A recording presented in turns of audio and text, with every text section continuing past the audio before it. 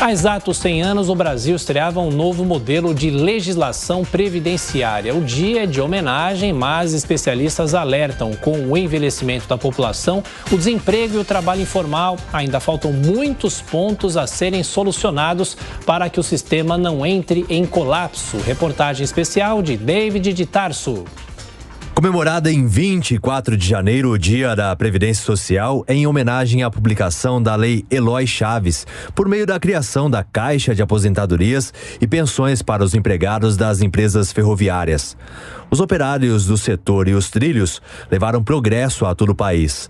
Mas o tempo passou e a locomotiva do trabalho nos mais diferentes setores desacelerou no meio do caminho, desde quando começou a instituição de benefício por tempo de serviço.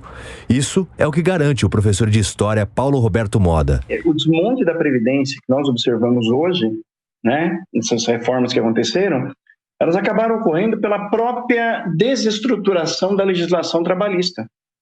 Muita gente na informalidade, muito jovem entrando no mercado e não contribuindo. E aí, lógico, isso vai acarretar num grande problema, é que na hora de pagar aquelas pessoas que já estão se aposentando ou aposentadas, você não vai ter o recurso necessário para manter.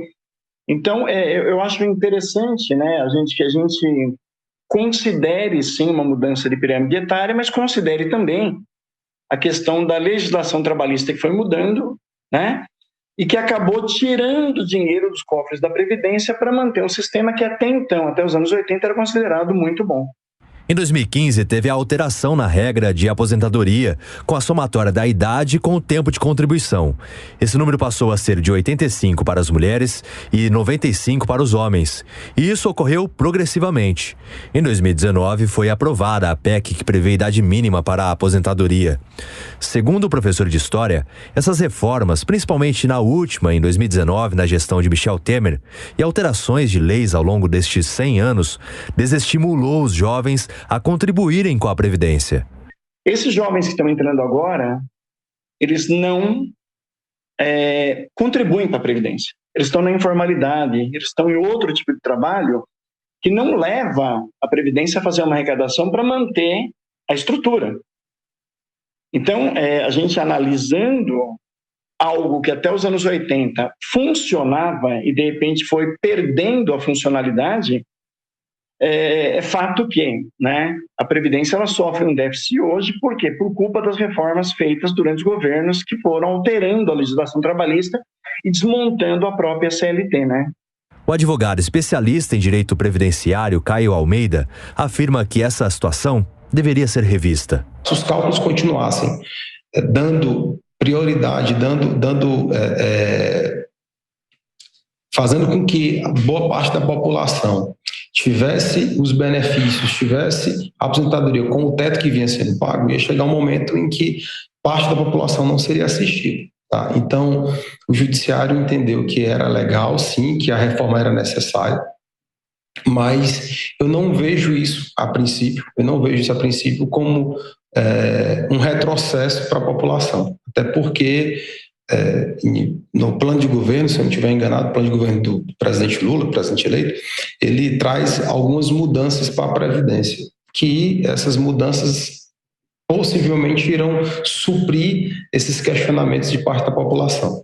Uma outra questão que tem sido recorrente no escritório do advogado e é reflexo em boa parte do Brasil é quanto ao salário do beneficiado ser calculado referente apenas aos últimos períodos de contribuição, que gera muito conflito.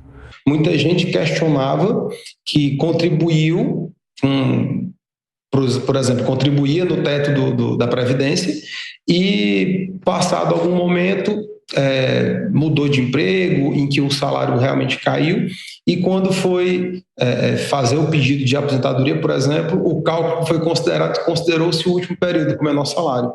Então, esse questionamento que havia foi pacificado agora com a STF, em que o INSS terá que considerar o período de 20 anos de contribuição para fazer um cálculo. O ponto é que no centenário da Previdência, novas regras passam a valer. São referentes à transição, abrangendo as modalidades por pontos e por tempo de contribuição. As únicas regras que não terão alteração em 2023 são as regras do pedágio de 50% e 100%.